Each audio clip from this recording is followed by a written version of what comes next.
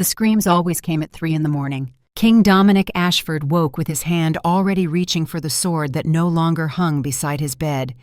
Sweat soaked through silk sheets worth more than most of his subjects earned in a year. His chest heaved like he'd run 10 miles, but he'd only traveled the same 5 years through memory, back to a ridge made of iron and blood, and choices that still carved pieces from his soul every single night. 847 names. He whispered them in the darkness, a ritual of penance that brought no peace. Private Jensen Thorne, age 19. Sergeant Maya Castellane, age 23. Lieutenant David Stone, age 20. Each name a ghost, each ghost a weight. The crown on his head felt lighter than the memory of their faces. The moonlight cutting through his chamber window painted everything silver and shadow. 3 years he'd worn his father's crown. 3 years of nobles bowing and lying and pretending the blood that bought this throne somehow made him worthy of keeping it.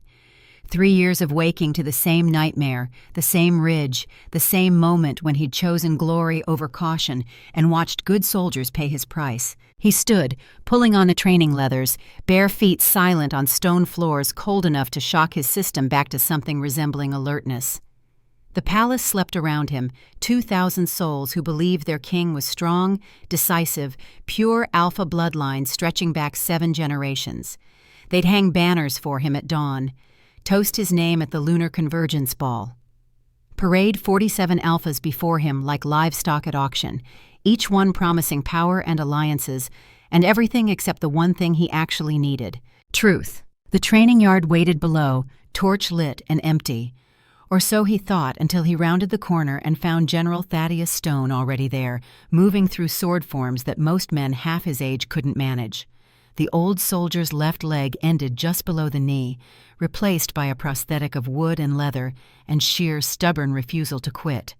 Each step made a distinctive sound, wood on stone, a rhythm Dominic had known since childhood. "Can't sleep or won't sleep?" Thaddeus asked without turning.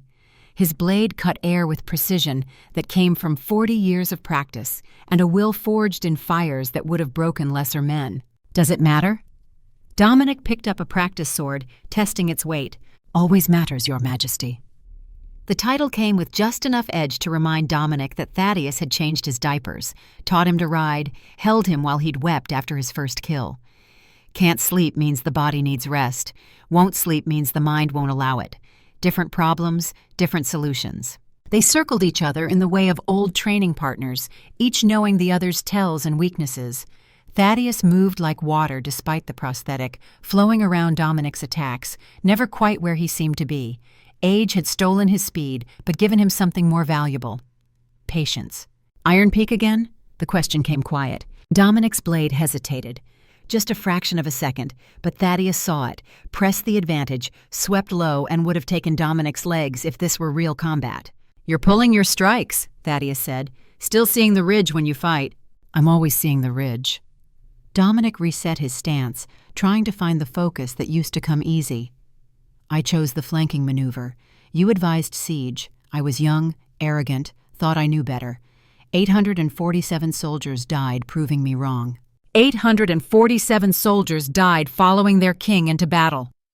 Thaddeus parried a strike that came too hard, too angry. "You remember how many civilians would have died if we'd waited? 15,000 in those valleys. The raiders were burning villages, Dominic.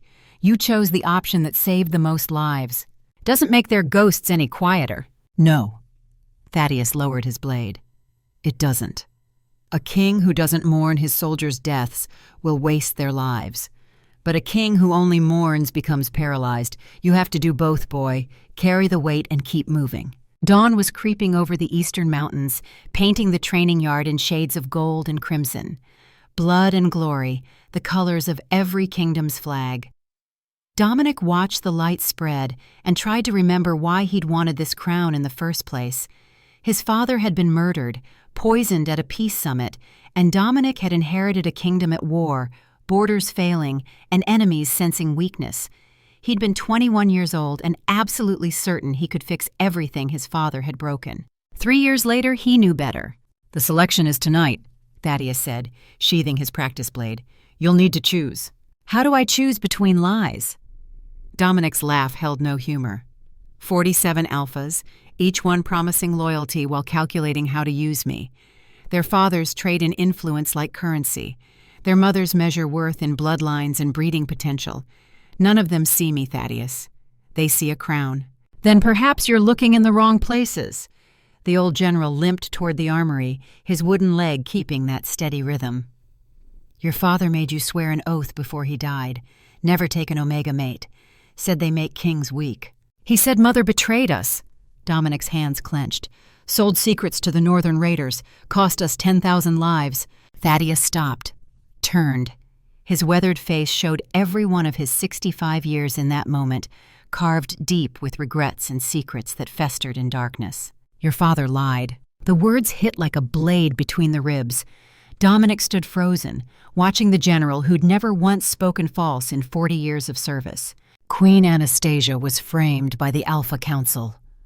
Thaddeus's voice carried the weight of decades keeping toxic secrets. They wanted pure bloodlines. She was Omega who manifested late alpha traits, something rare but not unheard of. The council feared what that meant, feared the precedent. So they manufactured evidence, convinced your father she'd betrayed him, had her exiled. She died in the Shadowlands 3 years later, innocent. The training yard tilted. Dominic reached for the wall, found stone cold and unyielding, solid in a world that suddenly wasn't. You knew! His voice came out strangled. You knew, and you let him make me swear that oath. Let me persecute Omegas for 3 years based on a lie. I am a soldier, not a king. I follow orders. Thaddeus met his eyes with the kind of courage it took to confess sins. But I'm also dying. Cancer, the healers say. 6 months, maybe less. And I won't go to my grave letting you build your reign on the same lies that destroyed your father. The sun was fully up now, bright and merciless, showing every crack in the stone, every place where age and weather had worn away what once seemed permanent. Dominic thought about his mother, barely remembered, just flashes of silver hair and a voice singing lullabies. She'd been gone since he was 7. He'd spent 13 years believing she was a traitor. How many? The question scraped out of him. How many policies did I enact because I thought Omegas were dangerous? All of them. Thaddeus's honesty was the cruelest kindness. The restrictions on property ownership, the exclusion from military service, the required registration and tracking. Every law you passed to prevent another betrayal punished innocent people for a crime that never happened. Dominic walked to the edge of the training yard where the palace wall overlooked the capital city. Dawn market was starting below, early vendors setting up stalls, bakers lighting ovens, the whole machine of daily life grinding forward. How many Omegas down there lived smaller, harder lives because he'd believed his father's lies? The selection, he said quietly. I can't choose an alpha mate, not when the oath itself was poison. Then what will you choose? Dominic watched the city wake and thought about crowns and oaths and the price good men paid for their father's sins. I'll choose truth, he said, however painful, wherever it leads. He had no idea that truth was already scaling the palace walls, counting steps in darkness, about to steal food and accidentally steal everything else. The kitchen should have been empty. Seraphine had counted 27 steps from the servants' entrance, memorized the cold draft leaking from the northern wall, cataloged the scents of bread and meat, and the specific temperature drop that meant the wine cellars sat directly below. Her fingers traced familiar stone worn smooth by centuries of servants moving through spaces nobles never saw. The palace was a map written in textures and echoes, and she'd studied every corner for 3 months. She needed 30 seconds, maybe 40. Fill the cloth sack with whatever wasn't actively being guarded, disappear before the morning staff arrived, survive another 3 days before hunger drove her back to risk this all again. The orphanage had thrown her out 4 years ago when she turned 16, told her that blind Omegas were burdens, not blessings, wished her luck with a cruelty that came from believing they were being practical. She'd learned practicality meant survival. Survival meant staying invisible. And invisible meant moving through a world that tried very hard not to see her anyway. Her hands found bread first, still warm, which meant the bakers had left within the hour. Then dried meat hanging from hooks she'd memorized by their slight variations in height. The sack filled quickly. She was just reaching for cheese when someone spoke from barely 3 feet away. You're quite skilled at that. Seraphine's heart stopped. dropped into a crouch, pure instinct, sack falling from her fingers, every muscle coiled for flight. But her mind worked faster than panic, cataloging everything about that voice. Male, deeper register, educated accent, but not the affected drawl nobles used. And he'd been there the whole time. Breathing slow, 72 beats per minute, completely calm. She should have heard him, should have sensed him. How? Please. Her voice came out small, hating herself for it. I was just leaving. You were stealing. No judgment in the words, just observation. But impressively, that's the 4th time you've been here this month. You know exactly where everything is kept. Terror spiked through her confusion. He'd been tracking her, watching her. This wasn't a random guard stumbling on a thief. This was a trap. I'm sorry. She kept her head down, silver eyes hidden behind the fall of dark hair she'd learned to use like a veil. I won't come back. Look at me. The command in those words hit different than she expected. Not alpha dominance forcing omega submission, though there was power there. Something else. Authority that came from expecting obedience because it had never been denied. I can't. Truth tumbled out before she could stop it. Won't or can't? Before she could answer, shouts erupted from the corridor. Heavy boots, multiple guards, voices raised in the particular tone of men hunting prey. The blind thief, she's in the West Wing somewhere. Panic flooded her system. Seraphine lunged sideways, navigating by the memory of where his voice had come from, trying to reach the servant's passage she'd mapped 3 visits ago. Strong hands caught her waist. She twisted, bringing her elbow back toward where she'd calculated his solar plexus should be. A strike that could drop a man if placed right. He moved, impossibly fast, redirected her momentum, and suddenly she was behind him, his body between her and the door, his scent hitting her properly for the first time. Pine forests after rain, ozone like lightning about to strike, and underneath, something that made her omega instincts sing recognition even as her mind screamed warnings. This was no common soldier. The guards burst through the door. 6 men, full armor, the sound of their gear marking them as palace elite. Seraphine counted heartbeats, breathing patterns, the slight whistle one had from a badly healed broken nose. Sir. The lead guard's voice shifted, surprise and deference mixing. We didn't realize you were here. We're searching for the blind beggar who's been stealing from the palace. Multiple complaints from Lord Garrett about her breaking his son's nose last month. I'm aware of the situation. The man shielding Seraphine spoke with casual authority that made 6 armed soldiers stand straighter. This servant was bringing me a meal. You're mistaken. That's not a servant uniform, sir, and we have specific orders. The king wants her brought directly to him, public execution to make an example. Ice water filled Seraphine's veins. Public execution, for stealing bread to survive. She'd known the risks, but hearing it spoken made it real in ways hunger never had. Are you questioning me, Captain? The temperature in the kitchen dropped 10 degrees. No, sir. My apologies, sir. The guards retreated with the sound of men who'd just escaped something dangerous. We'll continue searching elsewhere. The door closed. Silence stretched like a blade between them.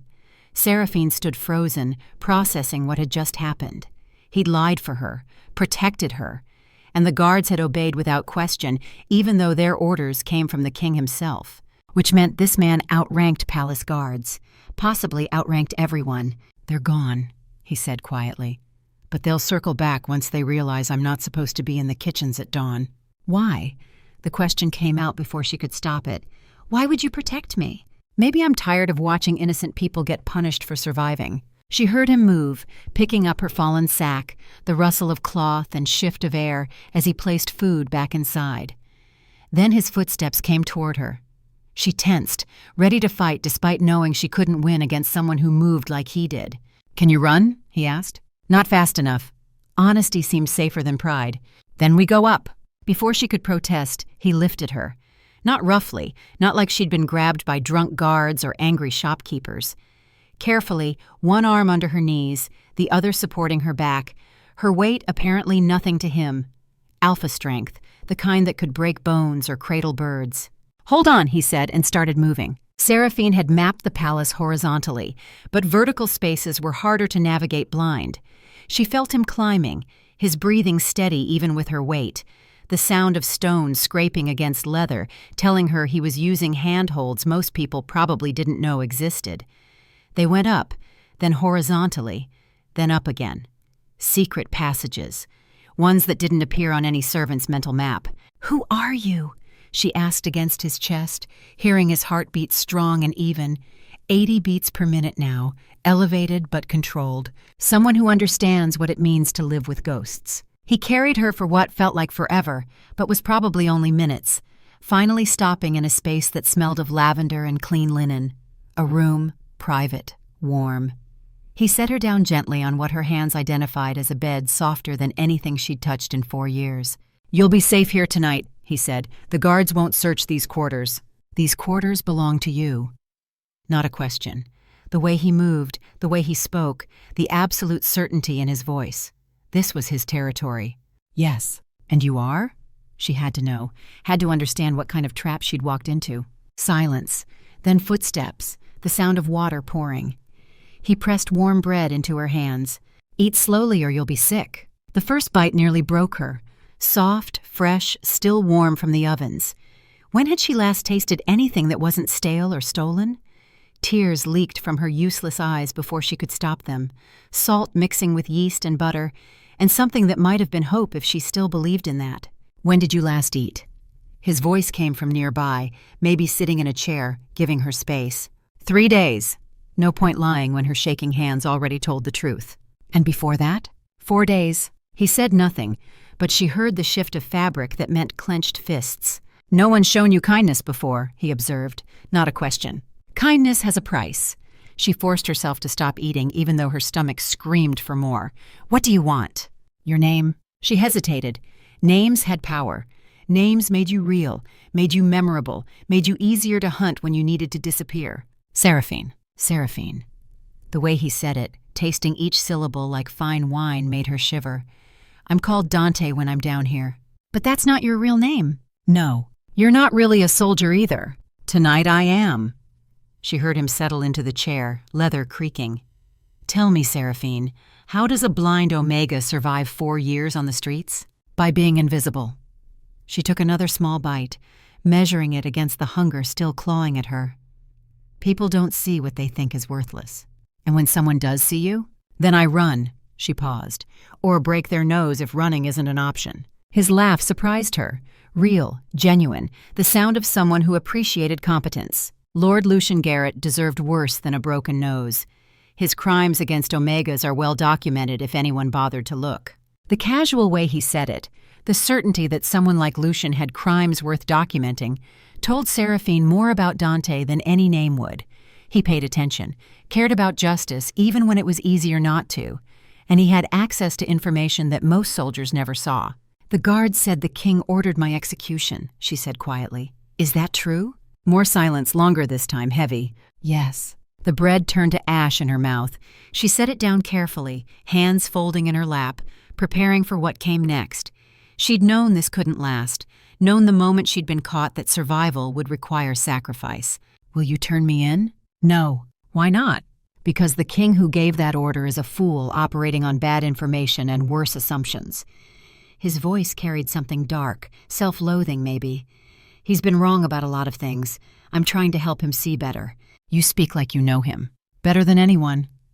He stood, footsteps approaching, until she felt his presence directly in front of her, warmth radiating. "The guards will search all night. You'll stay here where it's safe. There's a bedroom through that door. It locks from the inside. Tomorrow we'll figure out what comes next." "I can't stay here." Panic rising. "When they find me with you, whatever protection you have disappears. Then we'll make sure they don't find you." His hand touched her shoulder, brief, meant to comfort. "I promise, Seraphine. You're safe tonight." Something in his voice made her want to believe him, made her Omega instincts quiet their constant alarm. This Alpha, whoever he was, meant safety, not harm. But that made him more dangerous, not less, because wanting to trust him felt like the edge of a cliff she couldn't see. "Promise me something," she whispered. "What?" "If you can't protect me tomorrow, you'll let me run. No hunting, no capture, just let me disappear." His hand fell away. "I promise." She heard him move toward the main door, heard it open, heard him pause. "You're sent," he said, voice rough. "Moonflowers and rain." Has anyone ever told you what that means? No. Good. The word came out tortured. Get some rest, Seraphine. Tomorrow changes everything. The door closed. She sat alone in luxury she'd never known, holding bread she couldn't finish, wondering what kind of soldier spoke like a king and protected thieves who should have been his enemy. Outside, thunder rolled across the mountains.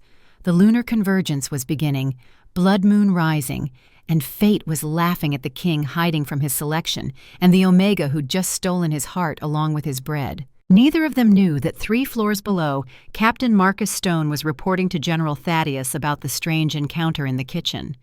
Neither knew that Lord Lucian Garrett was already planning his revenge on the blind thief who'd humiliated him. Neither knew that Duke Blackwood was moving his pieces into position for a coup that would make tonight's selection the spark that burned everything down. And absolutely no one knew that in 6 hours, a bloodstone test would reveal secrets that would shatter the kingdom's foundation and prove that the scariest monsters weren't the ones in shadows. They were the ones wearing crowns. Seraphine woke to voices arguing on the other side of the door. Male, 2 of them, one older than the other based on the slight rasp age brought to vocal cords. She sat up slowly, orienting herself in the unfamiliar space, counting her heartbeats until the panic of not knowing where she was faded into memory of last night. The palace, the kitchen, Dante, who wasn't really Dante, this room that smelled like him, pine and storms, safety she didn't trust but wanted desperately to believe in. The older voice carried authority that even thick doors couldn't muffle. You can't keep her here. When they find out your position, your entire credibility, everything you've built. I'm aware of the risks, Thaddeus. Dante, definitely Dante. But I won't hand her over for execution based on my father's lies. Father's lies. The words hung in the air like smoke. Seraphine pressed her ear to the door, barely breathing. She's an Omega thief who broke a lord's nose. Thaddeus, whoever he was, sounded like he was trying to talk someone off a ledge. The nobles are already questioning you. This gives them ammunition. The nobles can question all they want. I'm done making policy based on paranoia and prejudice. Footsteps paced, agitated. You told me this morning that Mother was innocent, framed, that everything I've done to Omegas for 3 years was based on manufactured evidence and my father's guilt. I did. Then this ends now. No more persecution. No more executions for survival crimes. No more living the lie that destroyed my family. The pacing stopped. She stays, Thaddeus, protected, hidden if necessary. But she doesn't die because I was too cowardly to see truth. Silence stretched. Seraphine's hands pressed against the door, feeling the vibrations of tension on the other side. You're willing to risk everything for an Omega you met 12 hours ago? Thaddeus asked quietly. I'm willing to risk everything to stop perpetuating my father's mistakes. Pause. And yes, for her specifically. There's something about her, Thaddeus. The way she sees through darkness. The way she survived. She's stronger than half my court combined, and they'll never know because they're too busy looking down to see who's actually holding them up. Seraphine's breath caught. No one had ever spoken about her like that, like she was worth something, like survival wasn't just desperation but proof of strength. The selection is tonight, Thaddeus said. You have to appear, have to choose someone. I won't choose any of them. Certainty rang in Dante's voice. I can't pledge myself to an alpha when the entire oath against Omegas was poison. I need time, Thaddeus. Time to figure out how to unravel 3 years of bad policy without triggering civil war. And the blind Omega hiding in your quarters? What's she while you're figuring this out? She's under my protection. Tell Marcus to increase palace security but focus away from the East Wing. And Thaddeus? The voice shifted, became the tone that made guards obey without question. No one enters these quarters without my explicit permission. I don't care if the palace is burning. Clear? Clear, Your Majesty. The title hit Seraphine like a fist. Your Majesty, not Dante the soldier, Dante the king. She'd stolen from King Dominic Ashford. The man who'd ordered her execution, the man who'd just carried her to safety and promised protection, was the same man whose laws had made her life hell for 3 years. She stumbled back from the door, hit the bed, sat down hard. Her hands shook. Everything shook. He was the king, the one who'd restricted Omega property rights, banned them from military service, required registration and tracking like they were dangerous animals. And he'd held her last night, fed her, promised safety. Which version was real? The door opened. She heard him enter, heard the careful way he closed it, the pause that meant he was looking at her and seeing something on her face. You heard? Not a question. Your Majesty. She stood, dropped into the submissive crouch every Omega learned early, head down, presenting throat, survival instinct overriding pride. Don't, his voice cracked. Please don't do that. You're the king. It's protocol. It's a symbol of oppression built on lies I'm trying to fix. His footsteps approached but stopped several feet away, giving her space. Stand up, Seraphine. Look at me. I can't look at you. I'm blind, Your Majesty. You see better than anyone in this palace. He moved closer, still not touching. You knew I wasn't a soldier, knew I had authority, probably figured out half of what I was from breathing and heartbeats alone. So look at me the way you actually see and tell me what you sense. She stood slowly, tilting her head up toward where his voice came from. Listened to his breathing, elevated but steady. 85 beats per minute. Nervous, but not dangerous. His scent carried tension but no aggression. And underneath everything, that same pine and ozone combination that her Omega instincts recognized as safe. You're scared, she said quietly. Afraid I'll hate you now that I know. Do you? She should. Should hate him for every law that made her life harder, every policy that said Omegas were less than, every execution order that made surviving a crime. But the man who'd written those orders had believed his mother was a traitor, had spent 3 years trying to prevent betrayal that never happened. And the moment he'd learned truth, he'd chosen to change. That had to mean something. I don't know you well enough to hate you, she said, but I don't trust you either. Good. The word came out relieved. Trust should be earned. I haven't earned yours yet. You saved me last night. That's one action. Trust is built from consistency. He moved to what sounded like a chair, sat with a heaviness that spoke of exhaustion. I need to tell you something. About your execution order. I already know I'm condemned. You were condemned based on false pretenses. My father convinced me that Omegas were dangerous because of my mother's supposed betrayal. I spent 3 years creating laws meant to prevent what never actually happened. This morning I learned the truth. His voice carried self-loathing. Your execution order, all the restrictions, the persecution, built on lies. And I don't know how to fix it without admitting I've been wrong about everything. Seraphine sat back down on the bed, processing. A king who could admit error was rare. A king who wanted to fix it was rarer. A king who'd risk his credibility to protect one Omega thief was either genuine or playing a game so complex she couldn't see the angles. What do you want from me? She asked. Nothing. Everyone wants something. Then I want you to survive. He leaned forward. She heard the shift. The selection tonight is political theater. 47 alphas competing for a crown. I'm expected to choose one, cement alliances, continue the pure bloodline that apparently isn't even pure. I don't want any of them, Seraphine. I want truth in a world that's built on lies. I'm one Omega thief. I can't give you truth. You already have. His intensity filled the room. You survived 4 years by being invisible. You studied this palace for months, mapped it blind, moved through spaces people don't even see. You broke a lord's nose for trying to hurt you. You're invisible because they refuse to look, not because you're not there. That's truth they'll never admit. She heard what he wasn't saying, saw herself finally through someone else's eyes, and found something other than worthless. The selection, she said. What happens when you don't choose anyone? Political crisis, probably. The Alpha Council expects me to marry up, strengthen alliances. If I refuse, they'll question my fitness to rule. Are you fit to rule? The question should have been treason. Instead, he laughed, bitter and honest. I have no idea. I've made 3 years of mistakes, perpetuated my father's paranoia, cost people their lives, their freedom, their dignity. But I'm trying to learn, trying to do better. Pause. Does that count for anything? Depends on whether you keep trying when it's hard. It's already hard. It'll get harder. She thought about trust, about risk, about the edge of that cliff. What if I helped you? Helped me how? I've been stealing evidence from nobles for months, not just food, documents, letters, proof of corruption, embezzlement, trafficking.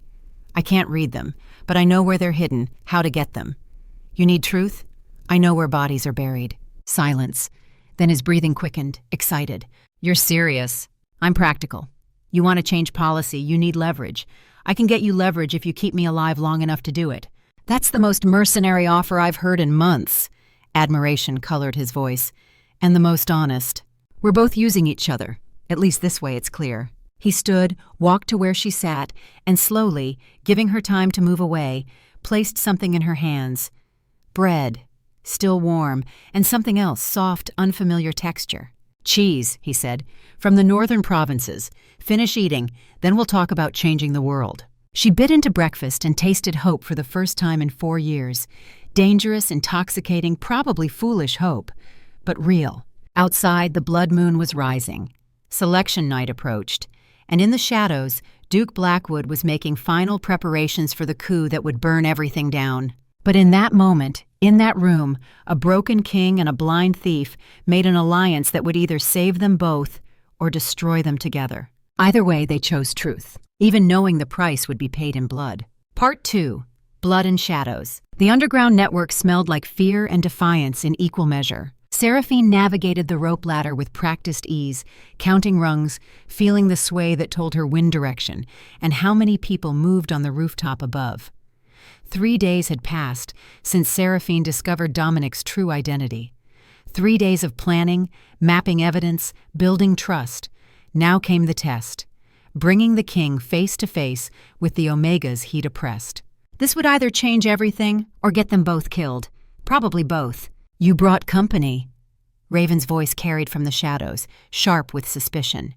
35 years old, face scarred from an alpha's cruelty she'd ended with a kitchen knife and zero regrets. She ran the Omega Underground, 40 souls who'd chosen survival over submission. Someone who can help.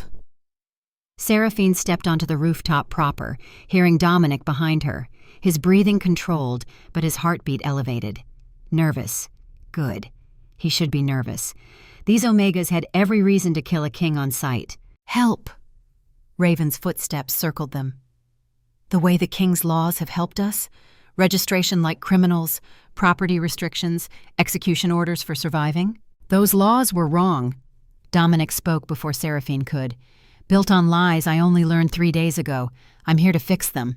Pretty words from the man who signed them. Not pretty, true. He moved forward, and Seraphine heard fabric rustle as he removed something. I brought the original execution order for Seraphine. Unsigned now, revoked. Paper crackled. Raven's breathing changed, surprised. One order doesn't change 3 years of persecution, she said, but the edge had softened slightly. No, which is why I'm here. Dominic's voice carried the weight of command tempered by genuine remorse. Seraphine said you have evidence of noble corruption, trafficking, embezzlement, crimes the Alpha Council has ignored or enabled. I need that evidence. Why should we trust you? You shouldn't. Trust is earned through action. He paused. But I'm offering you something no king has offered Omegas in 30 years, a voice, a seat at the table when we rebuild. Help me expose the Council's crimes and I'll help you end the system that enabled them. Silence stretched across the rooftop. Seraphine heard whispers from other Omegas, felt the weight of 40 desperate hopes balanced against years of betrayal. Show him, Seraphine said quietly. If he fails us, we lose nothing we haven't already lost. If he's genuine, we change everything. More silence. Then Raven's footsteps moved away. Follow me, Your Majesty. Let's see if kings bleed truth or just more lies. The evidence room was a converted attic space, walls lined with stolen documents, correspondence, ledgers that detailed decades of corruption. Raven lit lanterns, casting everything in gold and shadow. Dominic stood in the center, slowly turning, his breathing growing heavier as he saw the scope of what his nobles had done under his nose. Duke Blackwood embezzled $400,000 in war funds. Raven pulled out a ledger. Bought 3 estates while soldiers starved. Lady Evangeline sold troop movements to northern raiders. Got 200 of your men killed for gold. Lord Castellane runs Omega trafficking rings through his shipping companies. And Lucian Garrett. Her voice went cold. That bastard has assaulted 17 Omegas we know of. Probably more who were too scared to come forward. Dominic moved to the documents, hands shaking as he touched evidence of betrayal so deep it had roots in the kingdom's foundation. Seraphine heard his breathing shift, rage building, the kind that could burn cities or forge justice depending on how it was wielded. "How long?" he asked hoarsely. "How long has this been happening?" "Your father's reign. Your grandfather's. Probably longer." Raven's tone gentled slightly. "It's not just you who failed to see it, Your Majesty. The system was designed to hide these crimes. Alphas protecting alphas while everyone else pays. Not anymore." The words came out like a vow. "Tonight at the selection, I'm exposing everything. The council, the corruption, all of it."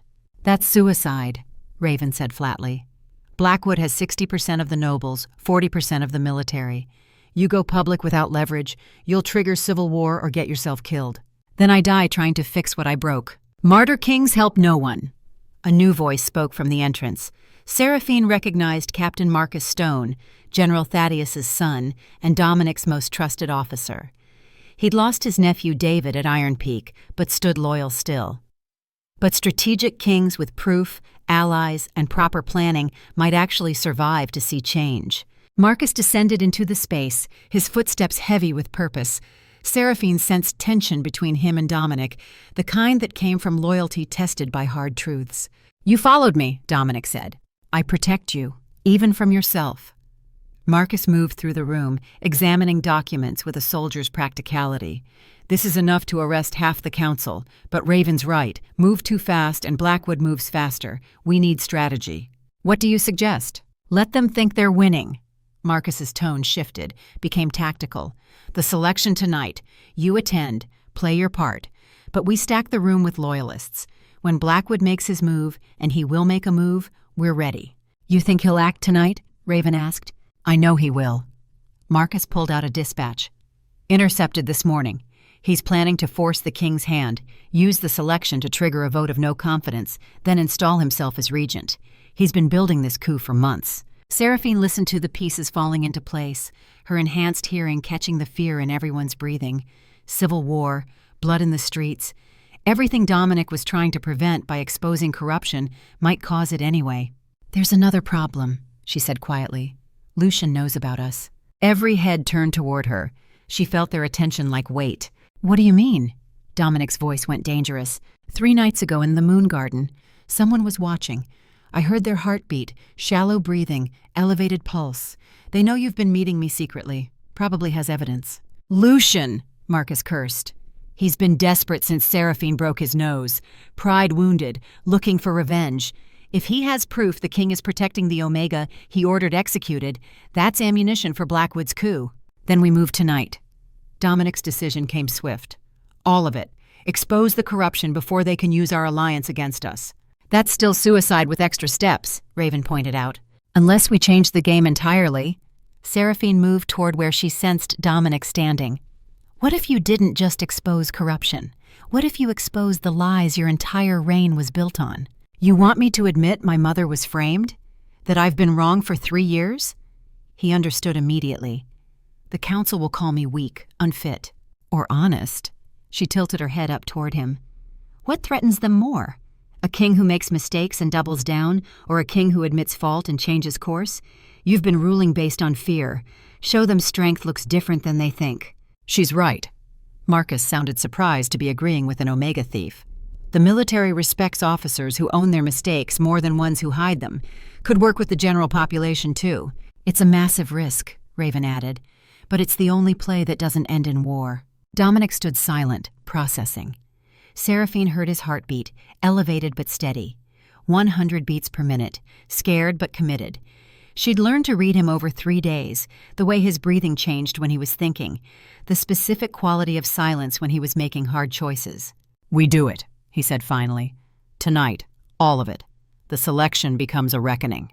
He turned toward Marcus. "Get word to General Thaddeus.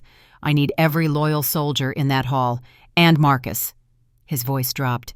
"If this goes wrong, your orders are to get Seraphine out, no matter what happens to me." "Your Majesty, I can't leave you." "That's an order, Captain. She doesn't pay for my choices." Seraphine wanted to argue, wanted to say she could take care of herself, but the raw protectiveness in his voice stopped her. 3 days, and he already valued her life over his own. That was either the most genuine thing she'd ever witnessed or the most elaborate manipulation. She still wasn't sure which. "We have 6 hours until the selection," Raven said.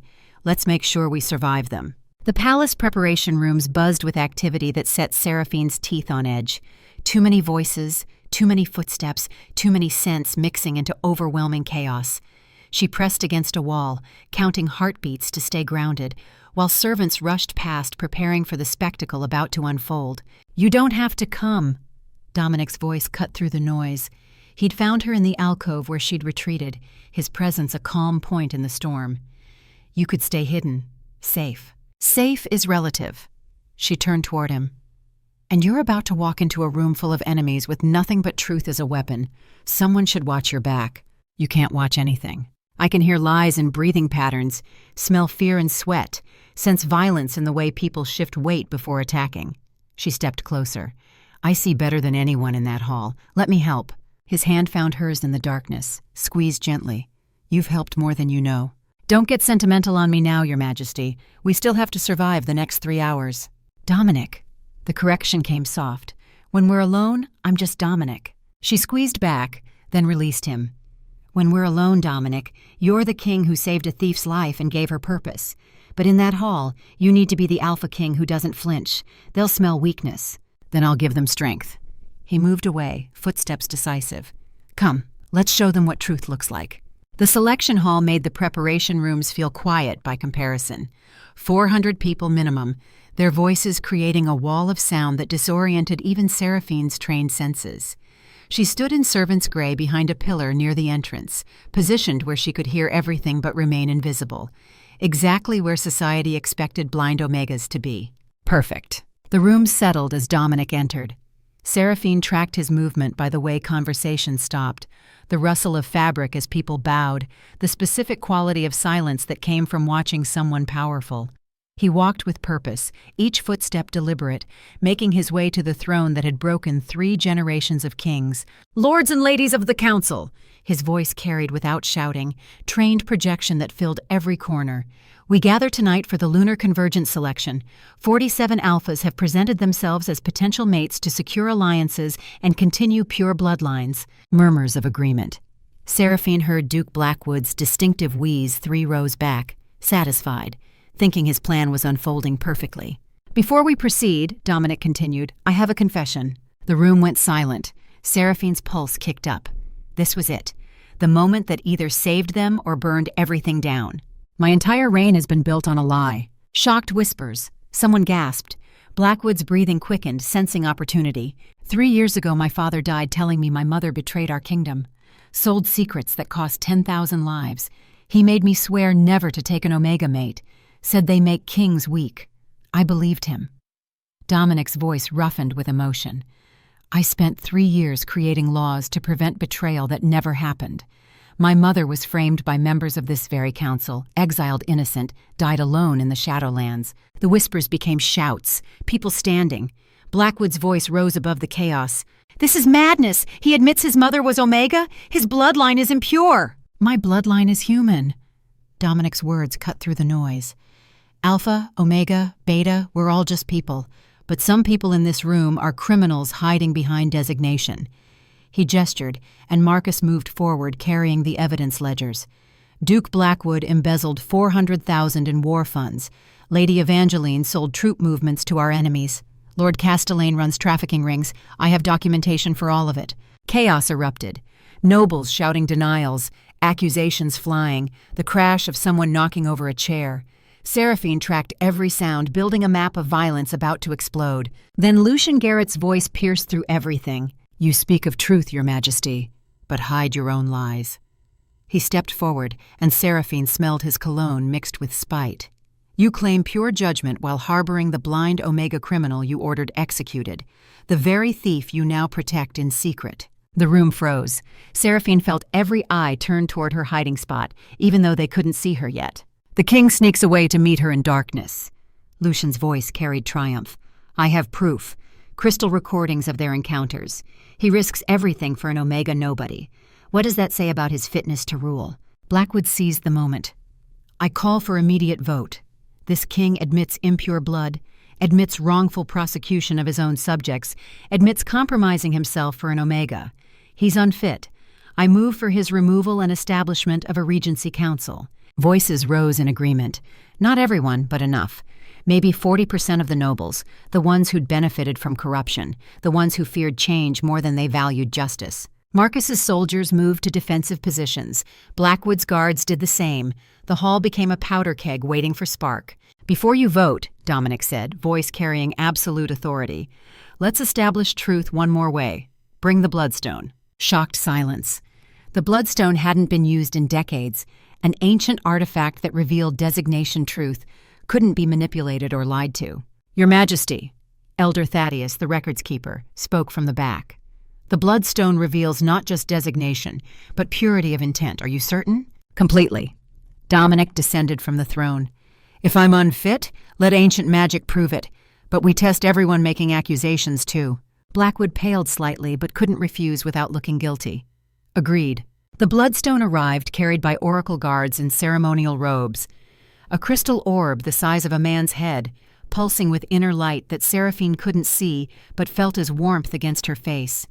Magic, old and powerful, pressed against her Omega senses. "Duke Blackwood," Dominic gestured. "You questioned my fitness. Let's test yours first." The Duke approached with false confidence, placed his hand on the crystal. For a moment, nothing.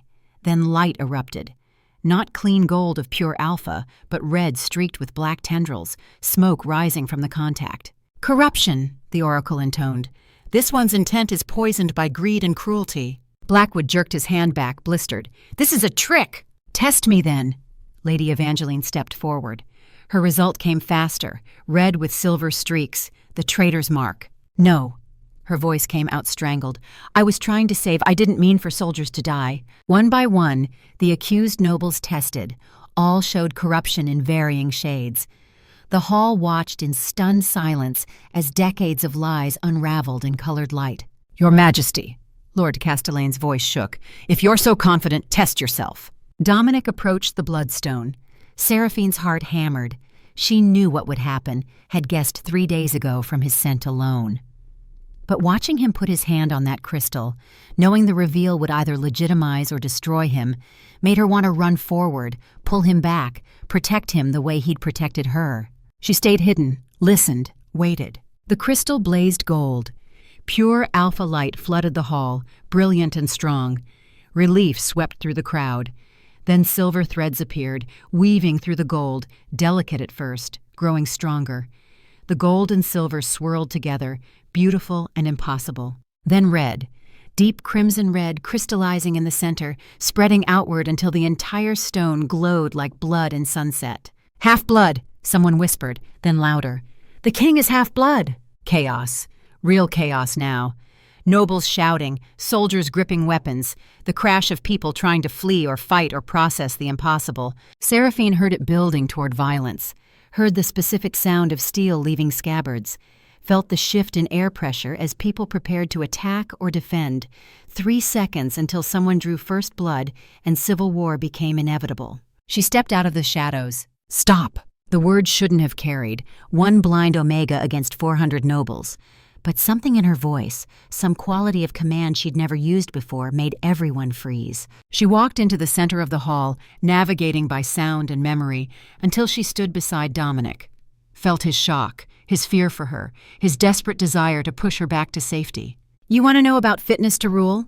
She addressed the crowd, turning slowly so everyone could see her face, her useless silver eyes. "Let me tell you what I see." She reached out and every alpha in the room suddenly felt it. Her Omega presence, usually suppressed, flooded outward like a wave, not forcing submission, forcing honesty. I see Duke Blackwood's heart racing at 160 beats per minute, the rhythm of guilt and fear. I smell Lady Evangeline's sweat, the specific scent humans produce when lying. I hear Lord Castellan's shallow breathing, trying to remain calm while calculating escape routes. She turned toward where she sensed the largest concentration of hostile nobles. "I hear your fear. All of you. You're not afraid because the king is half-blood. You're afraid because he won't protect your crimes anymore." Her voice strengthened. "You built your power on designation hierarchy, alpha over omega, pure over mixed, strong over weak. But the king you're trying to depose defeated northern raiders at 21, leads soldiers who would die for him, admits his mistakes and works to fix them. Tell me, which of you has done the same?" Silence. Absolute silence except for breathing and heartbeats she could catalog like a census. "The bloodstone showed red," Elder Thaddeus spoke finally, his aged voice carrying weight. "But not corruption red, mixed designation red. The king's mother was Omega, who manifested late alpha traits, rare but not unheard of. His blood is mixed but not impure." "There's a difference?" someone asked. "Corruption comes from intent, not breeding." Thaddeus moved forward, limping heavily. "I've served 3 kings. This one admits fault, tries to change, protects the weak instead of exploiting them. Seems fit enough to me." "He harbors a criminal!" Lucian shouted, desperate. "This blind whore he meets in secret!" "Watch your tongue." Dominic's voice went deadly quiet. "Or lose it." "She broke my nose!" "Because you tried to assault me." Seraphine turned toward Lucian's voice. "You cornered me in an alley, put your hands on me, said blind Omegas should be grateful for any alpha's attention. So I reminded you that gratitude and consent are different things." Murmurs through the crowd, some approving. Not everyone here was corrupt, just enough to make fighting necessary. "Test her." Blackwood pointed at Seraphine, playing his last card. "If she's so pure, let the bloodstone prove it." Seraphine's breath caught. She'd never been tested, never knew exactly what she was beyond Omega. But she walked to the crystal with her head high, refusing to show fear to people who fed on it. Her hand touched the stone. The world exploded, not with light she couldn't see, but with sensation. Every person in the hall suddenly connected to her Omega senses. Every heartbeat became hers, every breath, every emotion. Fear and rage and hope and desperation flooded through her consciousness, 400 souls touching hers simultaneously. And they felt what she felt.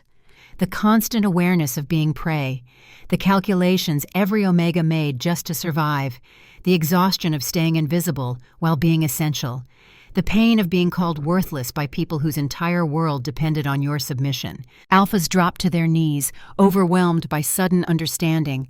Omegas gasped, feeling their pain validated.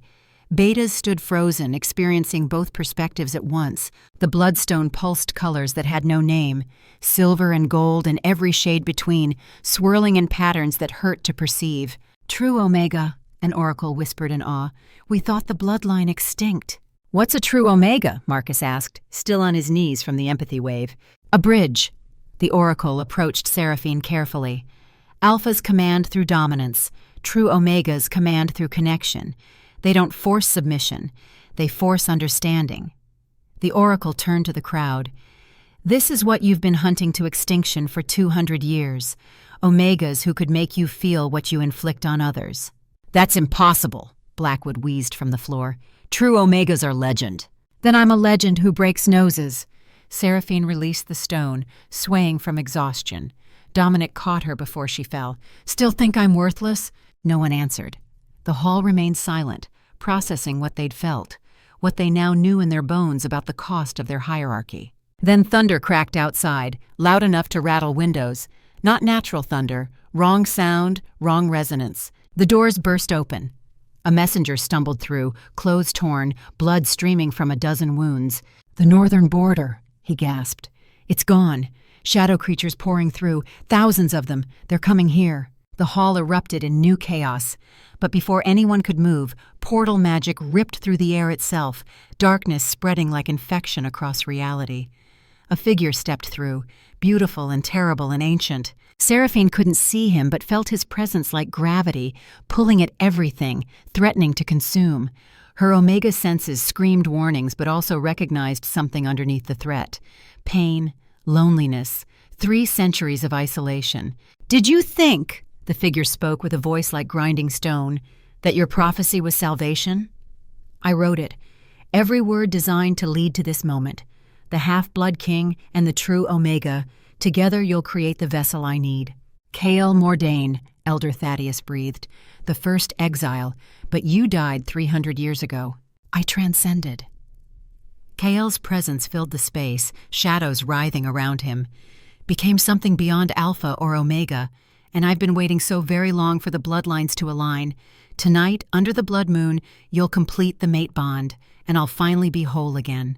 Dominic pulled Seraphine behind him. "You're not taking her." "Boy, I'm not asking permission." Kael gestured, and the windows shattered, darkness pouring in, shapes moving in the shadows. "Complete the bond, or I consume everyone here, soul by soul, starting with these nobles who thought designation made them superior." A shadow tendril shot toward Duke Blackwood. The man screamed as it touched him, his body dissolving into ash and memory. Gone in seconds. "Choose now," Kael said. "Save the one you love or save the kingdom." The classic trap. "But I have time. This is fun." Another tendril, another noble reduced to nothing. The hall descended into panic. People fleeing, soldiers forming defensive lines, Omegas screaming.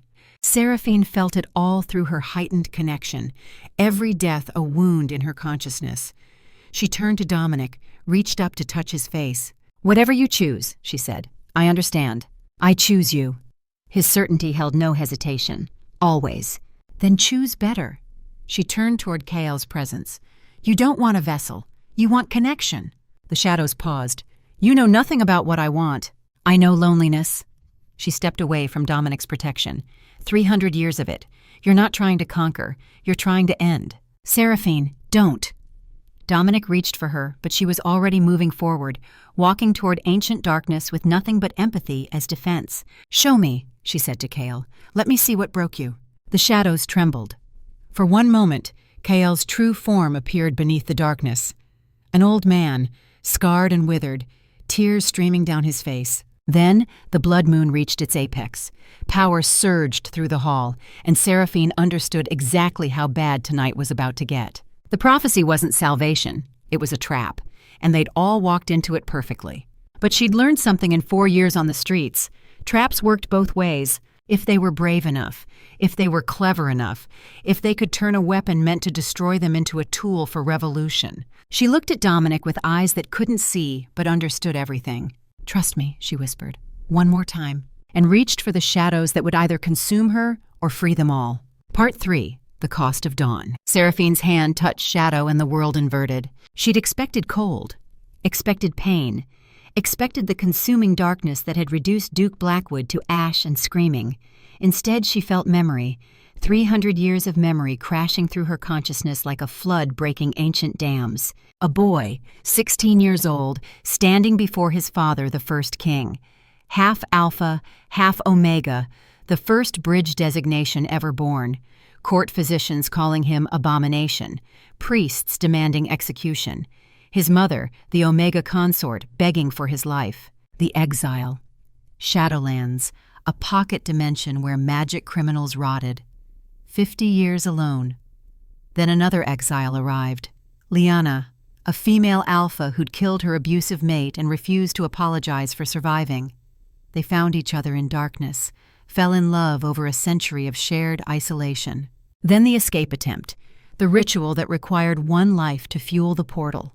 Liana's choice, her sacrifice, her final words as life drained away. "Don't waste my gift on revenge, heal them." Kael emerging from Shadowlands 150 years ago to find his mother long dead, his father remarried, kingdom moved on. Trying to integrate, being rejected everywhere. Monster, abomination. Go back to Shadows. Finding Liana's grave, unmarked, criminal's pit, forgotten. She died for a world that wouldn't remember her name. The breaking point. The moment grief became rage became this. 300 years of building shadow armies, writing prophecies, creating true Omegas in laboratory experiments, trying to replicate what he'd been, all leading to tonight. To vessel creation, to finally having a form strong enough that the world couldn't reject him anymore. Seraphine pulled her hand back, gasping. Tears streamed from eyes that couldn't see but understood everything now. "You loved her," she whispered. Kael's shadow form flickered, the ancient darkness showing cracks where light leaked through. "Don't speak of her. Liana wanted you to heal them, not hurt them. You've spent 150 years doing the opposite." Seraphine's voice carried no judgment, only the kind of truth that true Omegas couldn't help but speak. She'd be ashamed. "She's dead!" The roar shook the palace foundation. "Dead and forgotten, and I'm still here, still alone, still the thing everyone fears." "Because you became what they feared!" Seraphine stepped forward into shadow that should have killed her. You were broken by cruelty, so you became cruel. They called you monster, so you became one. But that's not strength, Kael. That's surrender. Behind her, she felt Dominic ready to intervene, Marcus positioning soldiers, the remaining nobles frozen in terror. The whole hall held its breath, waiting to see if a blind Omega's words could stop what armies couldn't. You want to possess me to end loneliness, Seraphine continued, moving closer to Kael's shifting form. But possession isn't connection. You know that. Liana taught you that. Stop saying her name. But the shadows were retreating, pulling back, revealing more of the elderly man underneath. Scarred, withered, 300 years old and so tired of carrying pain alone. She loved you because you were both, not despite it. Seraphine reached out again, this time touching not Shadow, but the man beneath. Let me show you what you've been missing, what isolation stole from you. She opened her true Omega senses completely. The empathy that had overwhelmed the nobles earlier, she turned it outward and caught Kael in its tide, made him feel everything she'd felt from the hall, the Duke's genuine remorse before he died, Lady Evangeline's regret, the common soldier's loyalty to Dominic despite his mistakes, the Omega's desperate hope for change, Raven's protective love for her people, Marcus's honor, Thaddeus's pride in the king he'd helped raise, and Dominic. She showed Kael what Dominic felt for her. The wonder, the respect, the way he saw her disability as strength, her survival as proof of worth, the way he'd risk everything just to give her a chance at living free. Connection, real connection. The thing Kael had been trying to force through possession, but could only receive through vulnerability. He dropped to his knees, the shadows around him cracking, light bleeding through 300 years of darkness. I can't, he whispered. Can't let it go. The rage, the loneliness. It's all I have left of her. No. Seraphine knelt beside him. You have her gift. The second chance she bought with her life. You can still heal them. Still be the bridge you were born to be. But not through force, through choice. They'll never accept me. They will if you give them reason to. She held out her hand. Help us. The bond Dominic and I are supposed to complete under the blood moon, it doesn't have to create your vessel. It can create something else. A new connection. A way forward. What are you proposing? Dominic's voice came from behind, cautious but curious. Witness circle. Seraphine turned her head toward him. Not just two people bonding. Everyone here, all designations, all choices, connecting through empathy instead of hierarchy. Kael doesn't possess me. He joins us, becomes part of something bigger than revenge. That's impossible, Elder Thaddeus said. Mate bonds are sacred, 2 souls only. Maybe they were sacred because we made them exclusive. Seraphine stood, helping Kael up with her. But what if we're thinking too small? What if the bond could include everyone willing to choose connection over division? The oracle who'd identified her as true Omega stepped forward, ancient eyes gleaming with something between terror and hope. It's never been attempted. The power required would be immense. It could kill everyone in this hall. Or it could change everything. Seraphine turned to the crowd, to nobles and soldiers and Omegas all watching. I can't force you, won't force you, but I'm offering a choice. Connect with us. Feel what others feel. Understand what you've been taught to ignore. And maybe, just maybe, we build something better than what broke us. Silence. The blood moon shone through shattered windows, painting everything crimson and silver. Outside, shadow creatures pressed against magical barriers, waiting to consume. Inside, 400 people stood at a crossroads between evolution and extinction. Raven stepped forward first. I'm in. Marcus second. For the kingdom. Thaddeus limped forward, wooden leg keeping that steady rhythm. I'm 65 years old, lost my leg, lost my nephew, spent my whole life serving kings. If this old soldier can learn new truths, anyone can. One by one, they came. Not everyone. 30 nobles fled, choosing known prejudice over unknown change. But the rest, the soldiers who'd seen Dominic lead, the Omegas who'd survived hell, the Betas who'd been invisible too long, they formed a circle around Dominic and Seraphine. 240 souls, all designations, all choosing this. Kael stood outside the circle, trembling. You'd trust me? After what I've done? Trust is earned through action. Dominic repeated Seraphine's words from days ago. Start earning it now. Kael stepped into the circle. The moment he did, the shadows outside screamed, his power turning from weapon to tool, darkness pulling back, giving them space to work. "Everyone join hands," Seraphine instructed. "Connect to the person beside you, to the ground beneath you. We're building a circuit. When Dominic marks me, the bond energy won't flow just to us. It flows through everyone. Shared burden, shared strength." "What will we feel?" a young soldier asked, voice shaking. "Everything." Seraphine's honesty was brutal and necessary. "Every joy, every pain, every truth you've been avoiding. It'll hurt, but it'll also heal." The circle formed, hands joined. Seraphine felt the connections forming like threads of light she couldn't see, but sensed through Omega awareness. 240 heartbeats synchronizing, breaths aligning, fear and hope mixing into something that had no name yet. Dominic stood before her, scarred and beautiful, and so afraid. Not of dying, of failing, of not being worthy of the trust these people placed in him. "Your heart's racing," she observed quietly. 120 beats per minute. His attempted humor fell flat. "I'm terrified." "Good. Fear keeps us careful." She reached up to touch his face, memorizing through fingertips what eyes couldn't show. Strong jaw, scar across his left cheek from Iron Peak, the slight roughness of stubble, the warmth of living skin. "I'm scared too." "Of me?" "Of this working. Of having to live in a world where change is possible. It's easier to survive when you expect nothing." Her hands moved to his shoulders. "But you taught me expecting better isn't weakness. It's the bravest thing we do." He pulled her closer, foreheads touching, breathing the same air. Around them, the circle held, 240 souls waiting for two people to leap and trust the net would catch them. "The mark has to be here." His fingers traced her neck, finding the spot where it would scar permanent. "Once I start, I can't stop. The blood moon demands completion." "Then don't stop." She tilted her head, exposing throat in the ultimate Omega gesture of trust. "Whatever happens, we face it together." His fangs descended, alpha biology overriding civilization's veneer. For a moment he hesitated, some part of him still afraid his nature was monstrous. "You're not your father," Seraphine whispered. "You're not the lies they told you.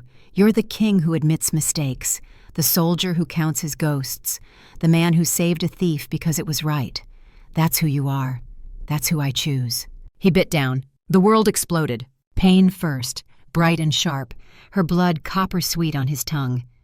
Then the bond snapping into place, mate recognition on a cellular level, souls finding each other across designation lines society said were uncrossable. But it didn't stop there. The energy flooded outward through the circle, seeking every connected hand, every joined consciousness. And where traditional bonds claimed, this one shared. Every alpha in the circle suddenly felt what it meant to be Omega. The constant calculation of danger, tracking every exit, every potential threat, every alpha's mood, because your survival depended on reading violence before it struck. The exhaustion of submitting to hierarchy you didn't choose. The rage that had no outlet because fighting back meant death. The desperate hope that maybe someday someone would see you as equal instead of prey. Every Omega felt alpha nature, the crushing weight of expectation, pressure to lead, to provide, to be strong every moment, or watch everything collapse. Aggression hormones flooding your system, making you want to fight, to dominate, to control, and the constant war between biology and morality. The isolation of command, the fear that strength was all you had to offer. Every beta experienced both. The invisible majority, carrying society on their backs, while alphas and omegas got all the attention. The burden of being neither, the freedom of being both, the quiet strength that held everything together. And underneath it all, they felt each other. Marcus's chronic pain from old wounds and his stubborn refusal to let it slow him down. Raven's nightmares and her fierce determination to protect others from what she'd endured. Thaddeus's pride in his king and his grief for all the fallen. The young soldier's terror and his courage choosing to stand anyway. 240 individual stories, wounds, hopes, all visible, all validated, all mattering. Duke Blackwood had died convinced his designation made him superior. These people learned in one burning moment that designation made them human. Different flavors of the same desperate, beautiful, broken humanity. Some wept, some laughed, Some stood frozen as years of propaganda shattered against reality's truth. Kael experienced all of it. 300 years of isolation answered by 240 souls saying, "We see you, we understand you, you're not alone anymore." He fell to his knees again, but this time not from pain. From relief so profound it felt like dying and being reborn simultaneously. "Liana," he whispered to a ghost only he could see, "I finally understand what you meant. Healing doesn't erase the wound. It transforms it, makes it mean something." The shadows around the palace transformed, darkness becoming light, racing outward across borders they'd consumed, restoring what was devoured. The shadow army dissolving as Kael's power shifted from weapon to ward, protecting instead of destroying. But Seraphine collapsed. The bond's energy was too much. 240 souls channeling through one true Omega body. She'd become a living circuit, every emotion, every sensation, every thought from the circle flowing through her consciousness simultaneously. It was burning her from inside, marks spreading across her skin like silver vines, consuming. Dominic caught her before she hit the ground. "Seraphine, stay with me." "Can't," she gasped. Blood trickled from her nose, her ears. The price of containing more than flesh was meant to hold. Too many, too much. The bond needs anchor. Kael crawled toward them, old man now instead of ancient darkness. She's channeling everyone's energy but has nothing to ground her. Without anchor, she dissipates, becomes pure connection, and loses herself. "What kind of anchor?" Dominic demanded, cradling her against his chest. "Purpose." Kael's voice carried centuries of earned wisdom. "I survived my transformation because I had purpose. Twisted purpose, but focused.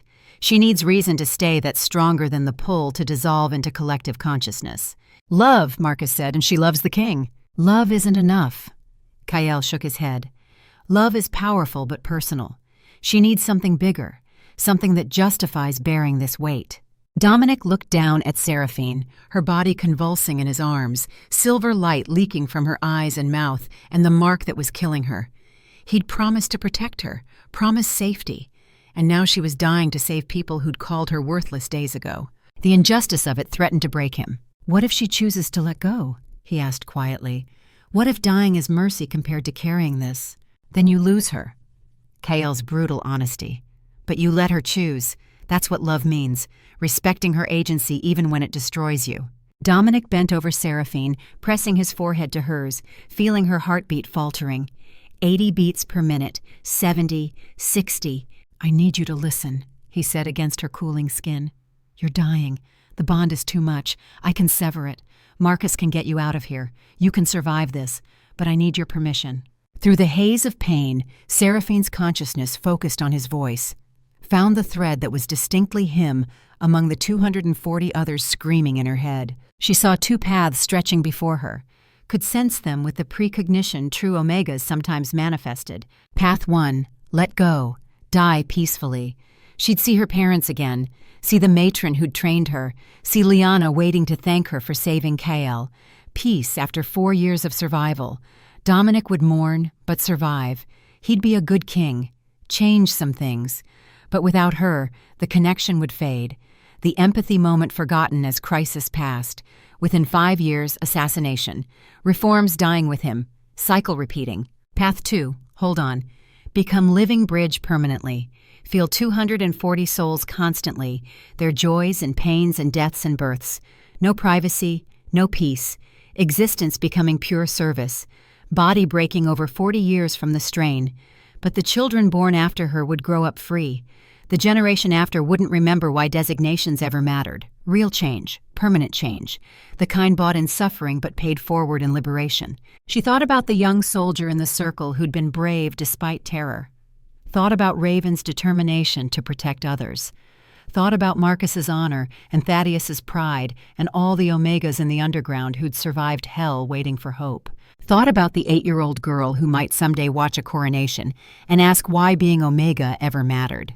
Her choice crystallized. "I'm not dying today," she gasped out. "Too much work, too many people. Can't quit now." "Seraphine, you don't have to carry this alone." "Not alone." She forced her eyes open. Silver now shot through with gold and red and every color that had no name. "You're with me. They're with me. That's what the circle means." "It's killing you." "Living kills everyone eventually." Her laugh came out weak but genuine. At least I'll die mattering. 4 years ago, I would have taken that deal. Dominic pulled her tighter, like he could physically hold her to life through sheer will. How do we anchor you? Make me promise. She reached up with trembling hands to touch his face one more time. Swear me to something bigger than survival.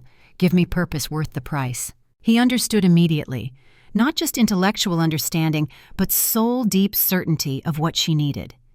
He looked up at the circle, at 240 faces watching, at Kael, who'd finally found redemption, at a kingdom bleeding and broken but still standing. Seraphine, he spoke formally, voice carrying to every corner. I name you first arbiter, not queen, not consort. Arbiter, equal ruler. Your word carries same weight as mine. Your judgment stands, and I charge you with one sacred duty. She waited, barely breathing, barely surviving. Keep me honest. When I forget empathy, remind me. When I choose expedience over justice, stop me.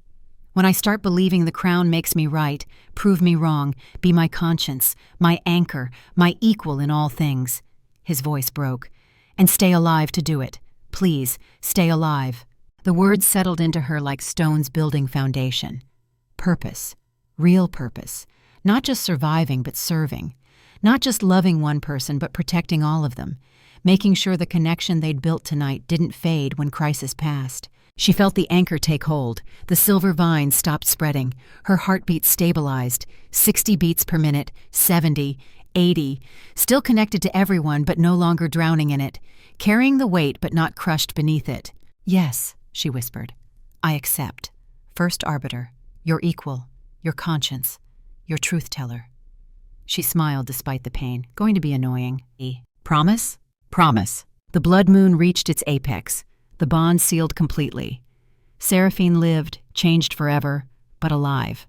The mark on her neck pulsed with light that matched Dominic's answering mark.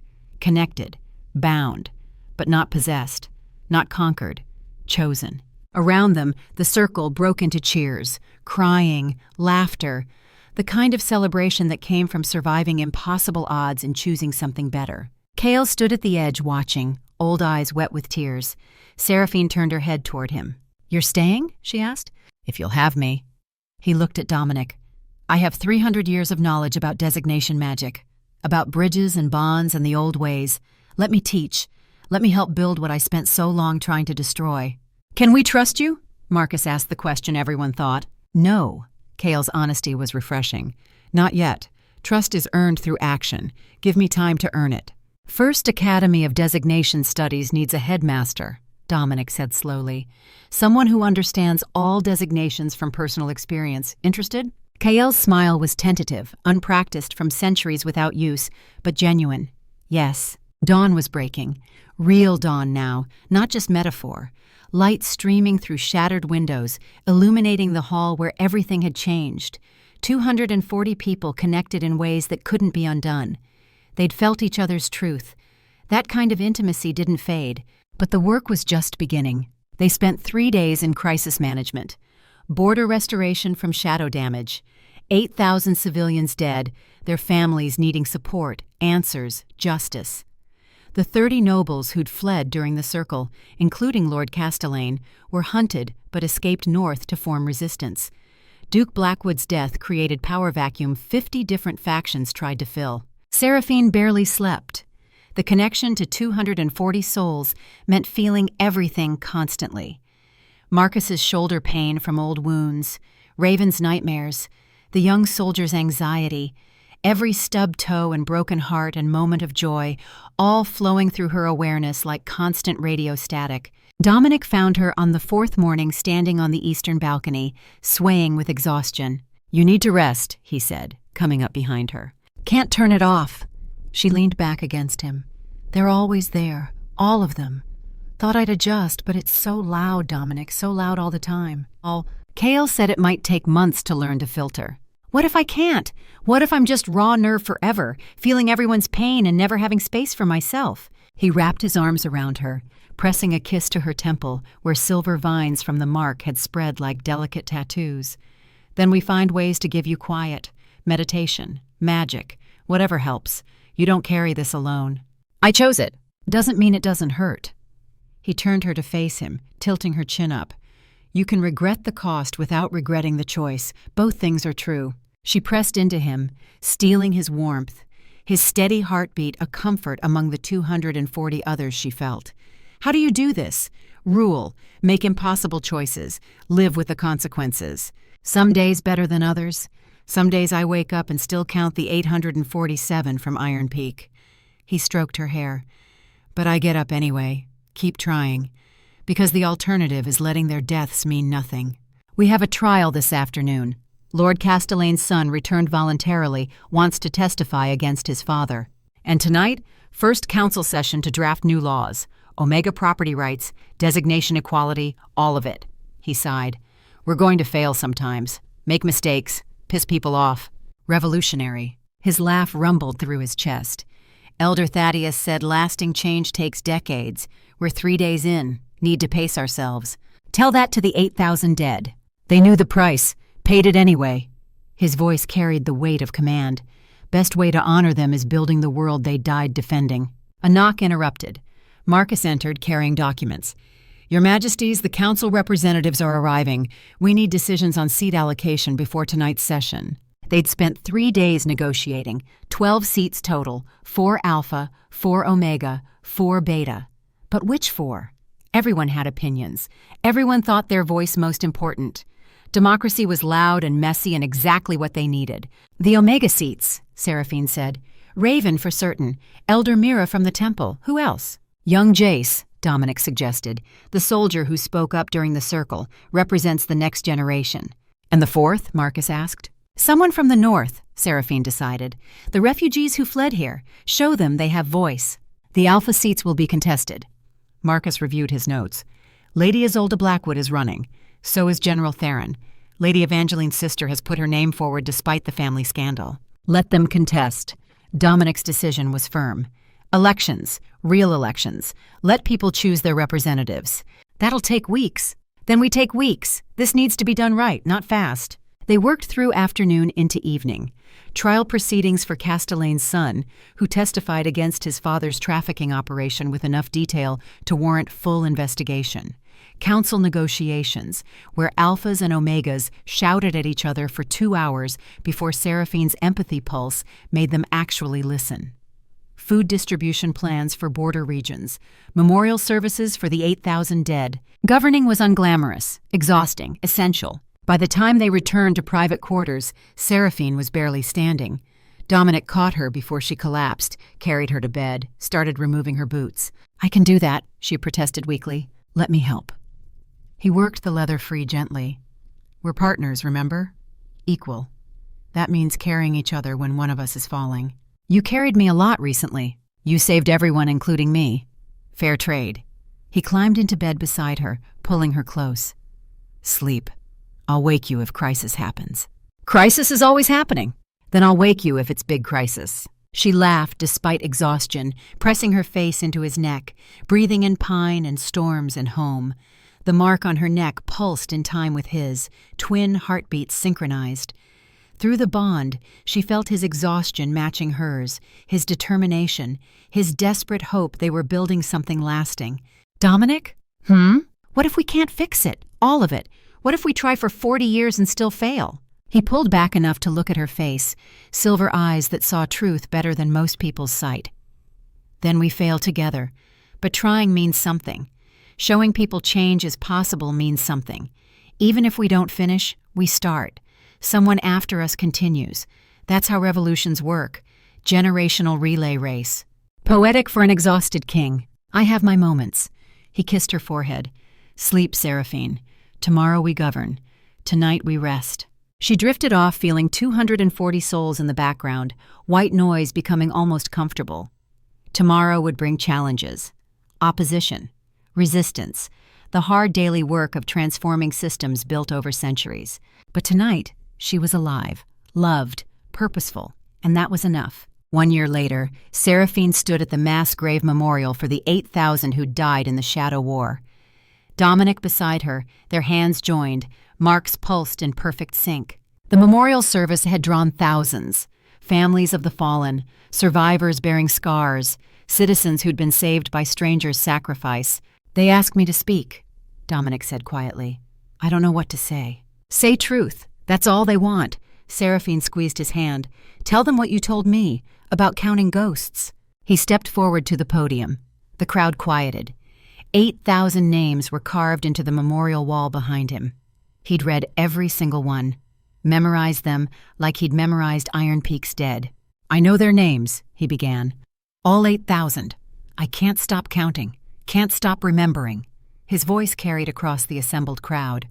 They died because I wasn't fast enough to stop Kael's shadow army, because my father's lies created systems that empowered evil, because I made mistakes that cost lives. The crowd was silent. Seraphine felt their emotions through the bond that still connected her to the 240 from that night, pain, anger, but also understanding. I can't bring them back, Dominic continued. Can't undo what happened. Can only honor their sacrifice by building the world they died defending. A world where designation doesn't determine worth, where Omegas own property and serve on councils and tell kings when they're wrong, where alphas admit weakness and ask for help, where betas are seen and valued, where being both or neither or something in between is celebrated, not condemned. He gestured to Seraphine. My mate, the first arbiter, is blind. 4 years ago, society said that made her worthless. She saved the kingdom twice and governs with wisdom that humbles me daily. She proved that different isn't less. It's just different. And difference makes us stronger. Seraphine felt the crowd's reaction through her empathy sense. Skepticism from some, hope from others. The slow, painful shift of minds opening to new possibilities. We've passed 12 new laws this year, Dominic said. Omega property rights, designation equality in employment, mixed designation military units. It's not enough, won't be enough for decades. But it's start, and every law, every change, every small victory, we dedicate to them. He turned to face the memorial wall. 8,000 names. Captain Thalia Reeves, Marcus Cole, Diana Ashworth, Samuel Thorne. He spoke name after name, never pausing, never forgetting. The crowd stood in silence as their king counted ghosts and made them matter. When he finished 20 minutes later, his voice was hoarse but steady. They're with us, always. Every time we choose compassion over cruelty, they're with us. Every time we build bridges instead of walls, they're with us. Every time we look at someone different and see human instead of designation, they're with us. He stepped back. Seraphine moved forward to speak. I never met most of them, she said, but I feel them through the bonds that connect us. The survivors carry their memories, the families carry their love, and I carry the responsibility to make their deaths matter. She paused, sensing the crowd's attention. People ask me what it's like being first arbiter, being blind, being Omega in position traditionally reserved for Alpha Kings. They ask if it's hard, if I regret it. She smiled slightly. Yes, every day. Governance is impossible. Feeling everyone's emotions constantly is exhausting. The work is never done, and the changes come too slowly, and there are days I want to quit. The honesty seemed to surprise people. They'd expected platitudes. But I don't quit, because that young soldier who died saving civilians, she didn't quit. The father who shielded his children with his own body, he didn't quit. The 8,000 who stood against darkness when running was easier, they didn't quit. Her voice strengthened. So I show up, tired, imperfect, trying anyway. That's all we can do. Show up and try. The rest is beyond our control. After the memorial, they walked the capital streets. Just walking. No guards, no ceremony. 2 people moving through the city they served. Things had changed, visibly changed. 3 months ago, the first Omega-owned shop opened. Last month, Mixed Designation School graduated its first class. Yesterday, a beta was promoted to general, the first in the kingdom's history. Small victories, but victories nonetheless. There. Dominic stopped, pointing. That shop, Omega Baker, opens at dawn. By noon, sold out because her bread is that good. Used to hide her designation to avoid harassment. Now she advertises it. Seraphine sensed the pride in his voice. Progress. Slow progress. Northern duchies still seceded. Castellanes running resistance from there. We've had 3 assassination attempts this year. The traditionalists aren't going quietly. Revolution is loud. She turned toward him. You expected different? Hoped for easier. He pulled her close. Some days I wonder if we're making things worse. More division, more conflict. Growing pains. She rested her head on his chest, listening to the heartbeat she'd memorized. Before the division was hidden, we're just making it visible. Can't heal what you won't acknowledge. They stood there while the city moved around them. A year ago, they were strangers. Now they were bound, governing together, carrying the weight of 8,000 deaths and millions of hopes. Dominic? Yes? Thank you for saving a thief's life. His arms tightened. Thank you for saving a broken king's soul. They went home to palace transformed. The throne room where everything had changed now hosted council meetings.